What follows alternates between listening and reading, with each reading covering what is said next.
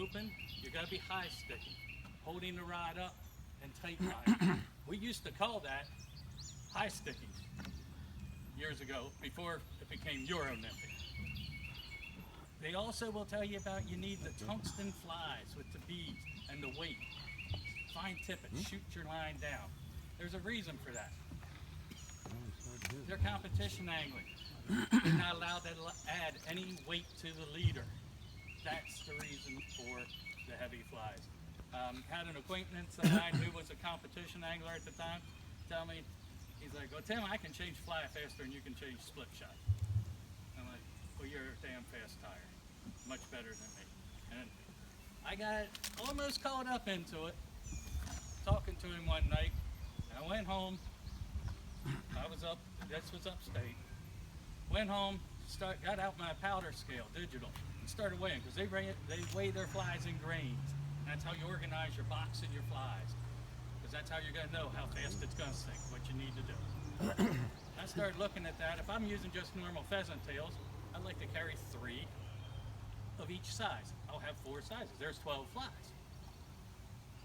Now, I'm starting to play around with that, and I'm like, now I need 4 dozen of the same fly.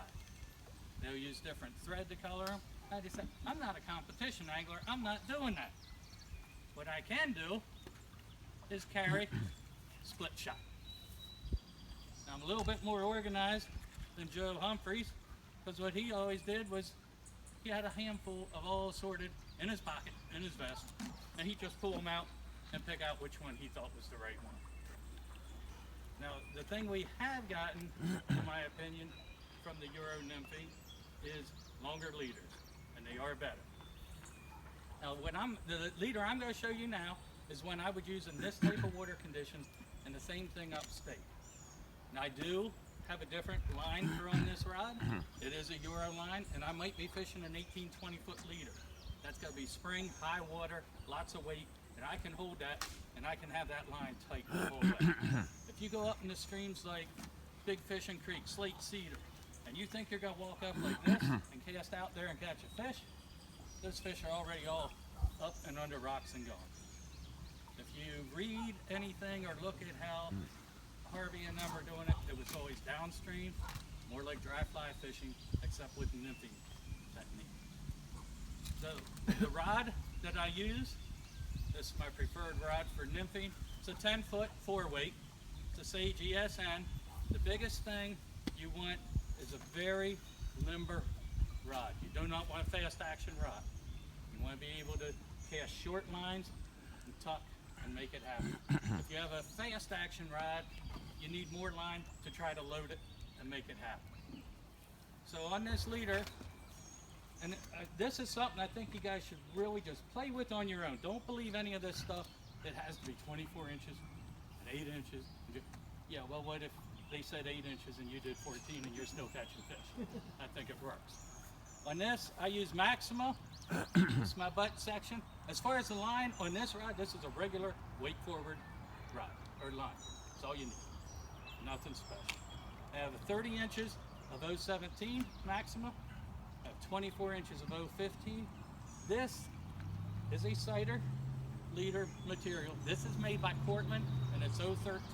What I've just done now, I have tapered like the old-fashioned leaders, rather than very stiff. Now, I keep a stiff butt and everything until I get to here. Then I go to fluorocarbon. You can actually drop off this 013 to a 4X straight down if you want, and it's still going to turn and work. Do use fluorocarbon. Monofilament nylon does not sink well, it floats. You got to use a lot more weight, it's more difficult to get it down. Fluorocarbon takes the beating on the rocks and whatever, doesn't kink up.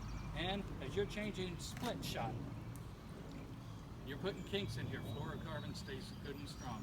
If you're using just regular nylon, monofilament, you're going to be tearing fish up. Another thing I think is very overlooked, and I don't even read this about nymph fishing. One of the most important tools everybody nymph fishing should carry with them. File. You're going to find yourself missing fish, losing fish, and like, I don't know what I'm doing wrong. Then you go and you look, your hook's gone. Stick that thing on your thumbnail and drag it. You do not make a gash in that thumbnail. Change the fly or sharpen. I've caught myself too many times, I know better, and I'm hooking fish and they're getting off, hooking fish, getting off. Then finally, because I'm a little slow, it gets to me, check the hook point, and it's done. Does anybody have any questions on building the leaders or any of that? One thing, now these, what I use, these are the Cortlands. They're 30-inch long, bi-color. You can get them in like 013, 014. The other thing that's come out recently, they're not good for this. Rio has just come out with bicolor spools. They start at 1x to 4x now. So for longer leaders where you might be fishing an 18 foot, they're nice. For this though, you want that stiffer butt. And I also want this cider to float. So I have 2 flies on here and a shot in between. What you can do, you can put the shot here, you can put an emerger, and you can put the shot in front and leave this fly float high while the weight's taking this one down. Or, if you're in rougher water, add more shot to the front and keep them both down. In this case, that's what I'd be doing if there was more water and it'd be rougher, because I have on a scud and a pheasant tail. So I want on the bottom. Again, people are talking, your fly has to roll on the bottom, fish feet on the bottom. Everything that has been done that I have seen with photographing, watching fish, underwater fishing, the majority of the feeding is 2 to 8 inches off the bottom.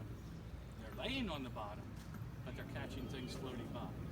They're not suckers or carp. They're not digging under the rocks and sucking it right up.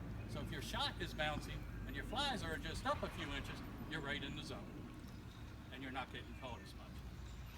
Another reason I like staying with like 4x tippet, you'll have to go smaller if you're going smaller flies. When you're getting caught in the rocks and you start pulling and yanking, 4x isn't going to tear off as quick. You start getting yourself down to 6x and stuff, and you're catching in the brush and try to yank it out, you're losing a lot of flies, tearing off. Anybody, any questions on anything so far? What's the cider made from? The cider, this is Cortland. It's going to be a regular nylon monofilament. Oh, and I'm glad you brought that up. I use a tippet ring at the end of what I'm making, and I use a tippet ring at the end here. This, you're going to be changing this nylon or fluorocarbon a lot. It starts getting kinked up, whatever, snip it, build in a new one. This length, oh, I'm forgetting everything. This length should be about 1.5 times the depth you're planning on fishing. So that's going to vary from stream to stream. I mean, there's sometimes even on the same stream I will change because I know I'm getting up into more shallow water. Another thing you can do with this rig that you can't when you're high sticking, guys will say they can, but you're right on the fish. You can take all the weight off, cast it like a dry fly, and watch the cider come down through. So pretty much what you're going to want to do, if any of you have heard of, this was Harvey that invented this, the tuck cast. You always want, like normal casting, you're going to lay your line out like that. It's the last thing you want to do. The line's hitting the water and it's already dragging before the fly even gets down. And your real goal is to get this fly down to the bottom where the fish are as quick as possible, especially when you're in pocket water. So what we're going to do, you stop high, it's a pop. See how the flies went down? And here's where I'm talking about the monofilament nylon, how it floats. I can keep that line right on the surface. Fluorocarbon's going down quick. So you do want your cider line to be up, and you can guide your flies. So in a sense, we're almost high sticking in this case. We can feel that.